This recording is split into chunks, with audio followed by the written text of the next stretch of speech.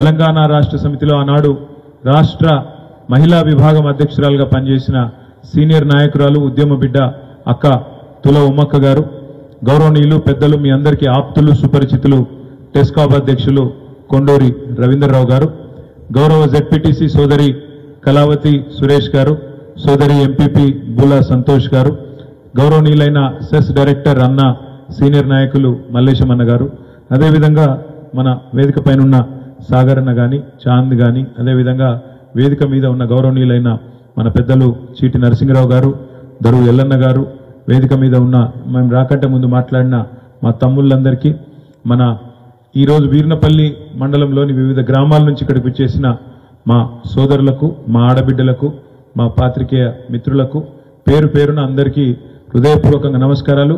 నా గెలుపు కోసం కష్టపడ్డ ప్రతి ఒక్కరికి పేరు పేరున నా శిరస్సు వంచి మీకు ధన్యవాదాలు. వీర్నపల్లి మండలంలో మరి గతంలో పరిస్థితి ఎట్లుండే, ఈరోజు ఎట్లా ఉన్నది నాకంటే బాగా మీకే తెలుసు. తెలంగాణ రాక మునుపు ఆనాడు వీర్నపల్లి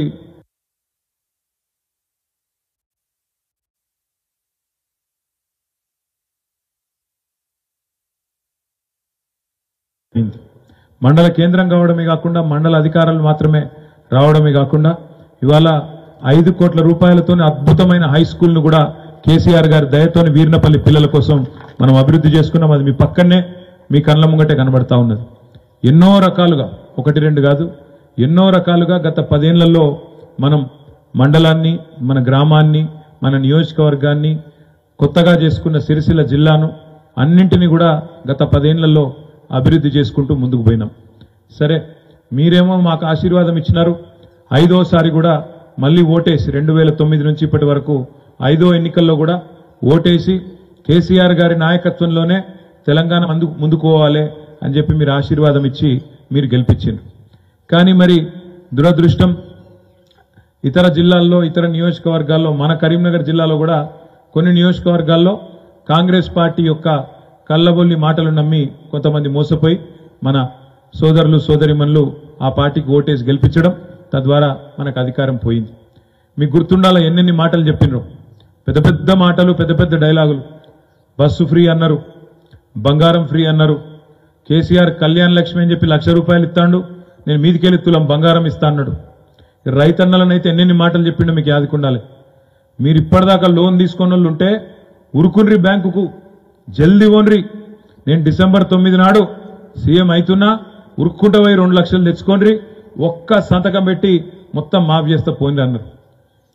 కేసీఆర్ రైతు బంధు 10,000 ఇస్తుండు, నేను 15,000 ఇస్తా, 15 రోజులు ఆగుమన్నారు. ఆడబిడ్డలకైతే చెప్పిండు, నెలకు కోడలుంటే 2,500, ముసలవ్వు ఉంటే నెలకు 4,000, ముసలాయన ఉంటే ఆయనకు మరొక 4,000, ఇంట్లో ఇద్దరుంటే కూడా, అవ్వా తాత ఇద్దరుంటే కూడా కేసీఆర్ ఒక్కలకే ఇచ్చిండు, నేను ఇద్దరికి ఇస్తా అన్నాడు. ఇట్లా 1 కాదు 2 కాదు, ఇక నోటికి ఎంత వస్తే అంత ఇగో చెప్పుకుంటా పోతే మేము మొన్న కూర్చొని కూడినాం. వీళ్ళు ఎన్ని చెప్పిర్రా నాయన మాటలు గినిగానం చెప్పిర్రు, ఎన్ని వెళ్ళినాయి అంటే ఇది మనం పెట్టలే పేరు, వాళ్ళు ఇచ్చిన హామీలు అన్ని కూడితే కరెక్ట్గా ఎన్ని వెళ్ళినాయి అంటే 420 హామీలు వెళ్ళినాయి. సరిగ్గా 420 హామీలు, ఎస్సీ డిక్లరేషను, ఎస్టీ డిక్లరేషను, వాళ్ళ మేనిఫెస్టోల, రైతు డిక్లరేషన్ల, మహిళా డిక్లరేషన్ల, యూత్ డిక్లరేషన్ల అన్ని కలిపి తీస్తే ఎన్ని వెళ్ళినాయి అంటే సరిగ్గా 420 హామీలు. సరిగ్గా హామీలు ఇచ్చిండ్రు, గద్దెనెక్కిండ్రు, మనం గట్టిగా మాట్లాడినాం అనుకో, అగో 100 రోజులు కూడా కాలే ఇప్పుడే మాట్లాడతారు, గింత గిరితమైంది మీకు, ఆగం అవుతున్నారు మీరు, 10 ఏళ్ళ అధికారం ఉన్నారు, మేము వచ్చి 100 రోజులు కాలే ఇప్పుడే తిడతారా అన్నారు. మనం తిట్టలేదు, కొట్టలేదు, మనం ఏం అనలేదు. ఏమన్నాం, అయ్యా రేవంత్ రెడ్డి నువ్వే చెప్తీవి కదా, ఏమన్నావు నువ్వు, డిసెంబర్ 9 నాడు సంతకం పెడతా 2 లక్షల లోన్ మాఫీ చేస్తా అన్నావు. నమ్మి మా గిరిజన సోదరులు, మా గిరిజన రైతులు, దళిత రైతులు, బీసీ రైతులు, రైతులందరూ పోయి ఉరికి తెచ్చుకున్నారు, లోన్లు తెచ్చుకున్నారు. తెచ్చుకున్న పాపానికి వాళ్ళు అడుగుతున్నారు, ఇవాళ డిసెంబర్ 9 వాయే, జనవరి 9 వాయే, ఫిబ్రవరి 9 వాయే, ఈరోజు ఏమిటిది మార్చి 9, 4వ నెలలో పడ్డది. మరి 4 నెలల్లో కనీసం అడగద్దా, గుర్తు చేయొద్దా, ఏమైనా రేవంత్ రెడ్డి బగ్గ నరికితే ఏమాయనంటే మళ్ళా అంటాడు, అగో నేను కూర్చోలేదు, కుర్చీ చదువుకోలేదు, ఆ చెంప ఈ చెంప వాయిస్తుండ్రు, ఇంత తొందర ఎందుకు మీకు అంటాడు. సరే, యాదైతే చేయాలిగా చేస్తున్నా. ఇంకొక మాట అడుగుతున్నా, మీరు గుర్తు తెచ్చుకోండి. ఏం మాటలు చెప్పిన మా ఆడబిడ్డలకి? కళ్యాణ లక్ష్మి కేసీఆర్ లక్షనే ఇస్తుండు, నేను మీదికెళ్ళి తులం బంగారం ఇస్తా అన్నాడు. ఇక ఆడబిడ్డల సంగతి మీకు తెలుసు నాకంటే బాగా. ₹1,00,000 ఎక్కువ చూడరు కానీ బంగారం అంటే మాత్రం మళ్ళా కొద్దిగా పడిపోతారు, సెంటిమెంట్. దానికి ఆయనతో మురిసిపోతారు. మురిసిపోయినరు, బస్సు ఫ్రీ బంగారం ఫ్రీగానే గుద్దిండ్రు. గుద్దినాక ఇప్పుడే మా చెల్లె కళ చెప్పింది, మా మహిళా అధ్యక్షురాలు. బస్సులలో పరిస్థితి ఏందో చెల్లె చెప్పింది. మనం కళలో కూడా అనుకోలేదు దృశ్యాలు. ఎసొంటొసంటి సీన్లు చూస్తున్నాం. డ్రైవర్ సీట్లకి వెళ్ళి ఎక్కుతుర్రు, కిటికీలకి వెళ్ళి దుక్కుతుర్రు, ఫుడ్ బోర్డు పట్టుకొని వెళ్ళాడుతుర్రు. ఏందమ్మా అంటే మొత్తం ఫ్రీ బస్సు, అదో కొత్త మోజు. ఓదిక్కేమో జుట్లు పట్టుకొని కొట్టుకుంటాను, చెప్పులు పట్టుకొని కొట్టుకుంటాను. మగవాళ్ళేమో వాళ్ళు టికెట్ కొనుక్కున్న వాళ్ళు వాళ్ళు తిడతాను, అరే మాకు సీట్ లేదు కొనుక్కున్న వాళ్ళు, కానీ వాళ్ళు తిట్టవట్రి. యువతల ఆటో వాళ్ళు వీళ్ళు లొల్లి పెట్టవట్రి. మా కొంప ఊచుకున్నాడు, మార్పు అని మేమే గుద్దినాం, గుద్దితే అంత మా కొంప ఊచుకున్నాడని ఆటోలు తిట్టవట్రి. అంటే ఆలోచన లేకుండా ఆగమాగం చేస్తే ఇటువంటి ఫలితాలు ఉంటాయి. ఇదొక్కటే కాదు, ముఖ్యమంత్రి గారి మాటలు వినుండ్రి. చూస్తుండ్రా టీవీలలో పేపర్లలో ఏం మాట్లాడుతుండో. సెక్రటేరియట్ పోయిండు, ఏమన్నాడు? నేను ఇక్కడ లంకె బిందెలు ఉంటాయనుకొని వచ్చినా, ఇక్కడ లంకె బిందెలు లేవు, మొత్తం ఖాళీ కుండలే ఉన్నాయి అంటుండు. ఇప్పుడు లంకె బిందెల కోసము గడ్డపారలు పట్టుకొని, తట్టపారలు పట్టుకొని, నెత్తి మీద దుప్పటి కప్పుకొని రాత్రి చీకట్లు ఎవడు తిరుగుతాడే? దొంగలు తిరుగుతారు. దొంగలు తిరిగే పని అది. మరి గా మాట గీన నోట్లకెళ్ళి ఎందుకు వస్తుందో నాకు తెలియదు. ఇదివరకు ఏం పని చేస్తున్నాను రేవంత్ రెడ్డి, కానీ గా మాట మాట్లాడతాడు. నిన్నగాక మొన్న మహబూబ్ నగర్ లో మాట్లాడుతుండు రేవంత్ రెడ్డి. ఆయన మాటలు మీరు వినే ఉంటారు, చూసే ఉంటారు. మనం ఇష్టం వచ్చినట్టు కేసీఆర్ని తిట్టుడు, మనం తిట్టుడు. ఏమంటాడు? నేను చూస్తా, మీ గొంతు కోస్తా, కత్తిరిస్తా, జేబుల కత్తెర పెట్టుకొని తిరుగుతున్నా నేను అంటుండు. జేబుల కత్తెరలు పెట్టుకొని ఎవడు తిరుగుతాడే? జేబు దొంగలు తిరుగుతారు. లంకె బిందెలు, జేబుల కత్తెరలు. అందుకనే అంటున్నది, ఇవాళ తెలంగాణ ఒక దొంగ చేతిలో పడ్డది. దొంగ చేతికి తాళం ఇచ్చినట్టు తెలంగాణను, ఇంత కష్టపడి తెచ్చుకున్న తెలంగాణను ఒక దొంగ చేతిలో పెట్టినాం. చూస్తున్నారు ఏమైతుందో. కరెంటు కష్టాలు చాలా అయినాయా? అవుతున్నాయా? మోటార్లు కాలుతున్నాయా? వీరినపల్లిలా కాలుతున్నాయా? లో వోల్టేజ్ చాలా అయిందా?